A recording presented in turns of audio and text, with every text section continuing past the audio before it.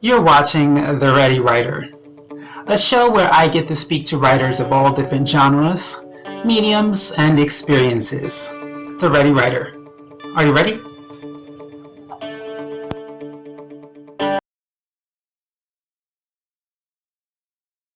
Hi, and welcome to another episode of The Ready Writer. I am your host, Casey Bell, and today's guest we have Jennifer Alemany. Let's get started. So, tell me when you first started realizing that you are a writer.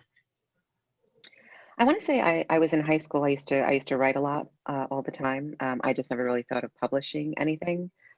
And I want to say it was after this last loss that I had in my life that I started writing, and I realized, oh, I think I can write, and I may try and publish this book. So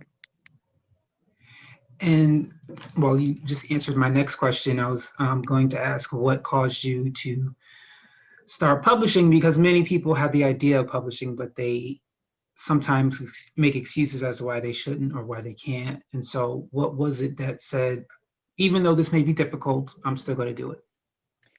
yeah, I had lost my boyfriend 2 years ago, and I was just writing out by the pool, just like journaling. And then I realized I was writing very quickly, and I felt like it was something more than myself. And I think that's when I realized I was meant to put this out there in order to help others heal.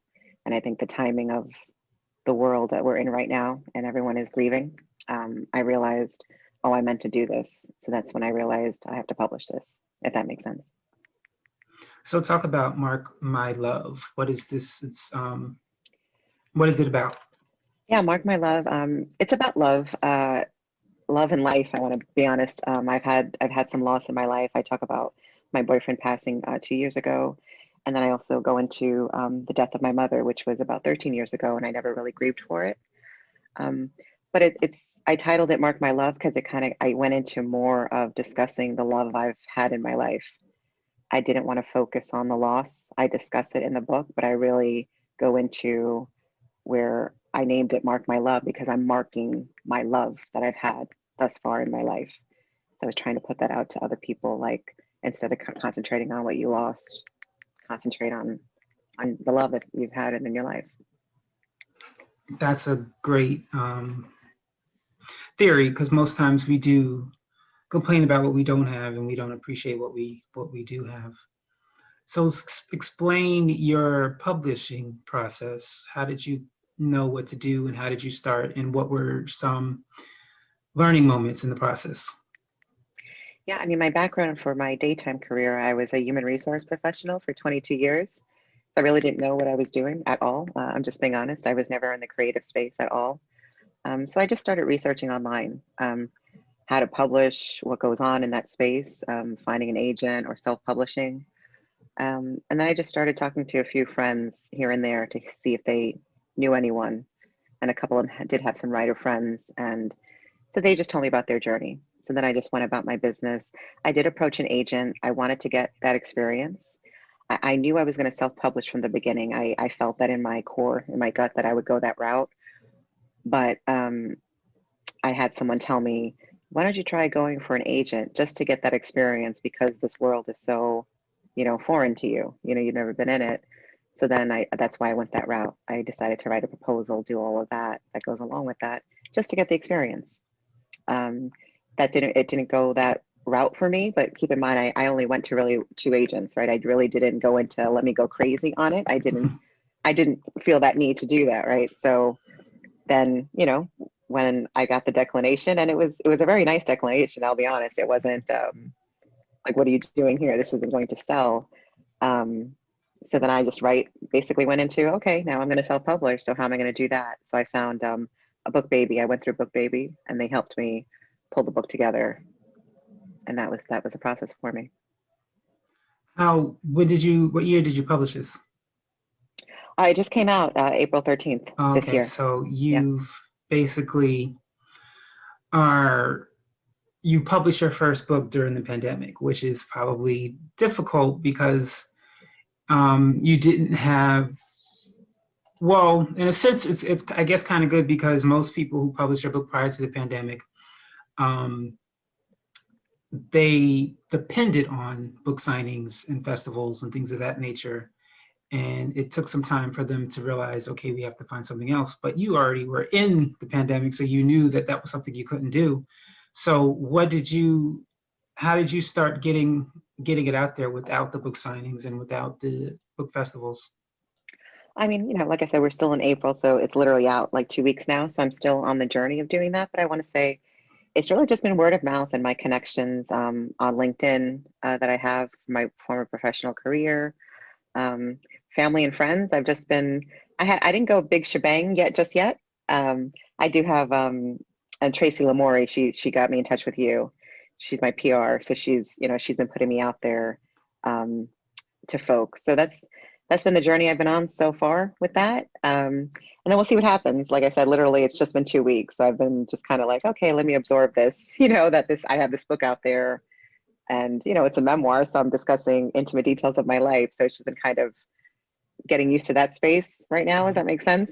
And Yes. then I hope to start ramping it up a little bit more in May and then putting it out there because I do have a lot of folks I've mentored for many years in my life. And all my mentees, I want to say, are coming back to me saying, we always knew you should have wrote a book. Like you always, our life is going well for different reasons and so on. And so that was an indicator to me, like I'm meant to do this. And can you see, I mean, right now you're I guess a newborn, but when you turn 5 years old or whatever, can you see yourself publishing more books, or do you feel like this is it? No, I feel I intend to publish more. I already had started writing another one last October, before this one was technically published and out there. Like it was on the way to doing that. And then I was like, oh, wait a minute, something else was coming to me. And I said, oh, I need to write this. And then since then, I want to say last month, I believe it was, where another two books kind of came to me, ideas of you should start writing about this. So I've been writing actually those three kind of simultaneously, dabbling Um, in it. So that's so 5 years. Yeah, okay, I'll be on that road for sure. and are these all nonfiction or a mixture? It's a mixture actually, because the second one that I started, like I said, last year, it's more of a fiction based on some real life events, let's say, and then the other two are nonfiction. So, Wow, but that's three books at the same time. You're definitely made for this. yeah, it's been interesting because like it's easy for me. That's what I can honestly say, and it's interesting because my career for, again, right, 2 decades of my life. I'm not saying my career was hard, but it never felt this easy. And I always had to take a minute and put some time or effort into those things that I was doing. Mhm. Whereas this was always just natural, like the writing, like I said, right, kind of doing it all my life, but I didn't think of, oh, this is what I should do for a living. And that never really came to me, I think, because I do have a Latin American background. So I come from humble means. And I think that cultural wise, we weren't always pushed to say, hey, let's go towards the arts and do something because, it was instilled in me, you had to make an honest living, Right. right? Um, but I think that this is a gift I've always had. And now it's coming out now in my late 40s. So there you go. Well, I say no such thing as late. Everyone's on time. It's just Yeah. their own road. Yeah. So you did say that the book is about, going back to the book, it's about more focusing on the love you had as opposed to the loss. But for those who may be watching this and are struggling doing that, what is, I guess, two or three ideas you can give them so they can start focusing on their love instead of their loss?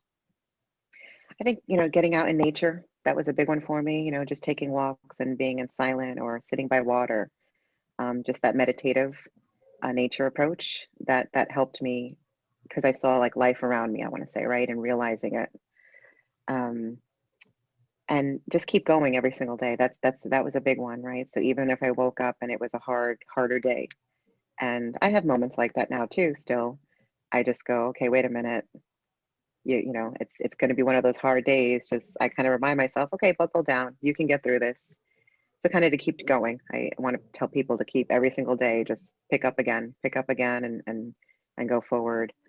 Um, and then just, I think really looking at the, those that you've lost, really looking at just the memories of and dwelling in that, that those lovable memories, not about them not being here, right? So sometimes meaning that like if I'm cooking dinner, say, and it's something, say my mother cooked or I learned cooking from her, I'll say out loud, like, hey mom, look, I'm making this chicken dish that you loved or whatever. And I feel her around me because of it, right? I feel good. Even just now saying that, I feel a little like, and so it's teaching people that, right? Not to be fearful of that, right? Like, cause they're all still around us. So that's what I would share to others. Thank you. Thank you. So I only have one more question for you, somewhat off the subject, but if you had the opportunity, I don't know if you read any books out there that really made you say, I really want to meet this author. So whether this author is dead or alive, is there anyone out there that inspires you that you would like to sit down, have a conversation, maybe lunch? Who would this author be Uh, and why? I want to say Dr. Maya Angelou, if she was still here. I mean, the whys, it's like, gosh, it's like so many. I don't even know. I just her strength, her words of wisdom, just to talk about her life, like everything. I think that we all can learn from everybody, everyone and everything. But she would be someone that I'd like to have lunch with and just talk about life.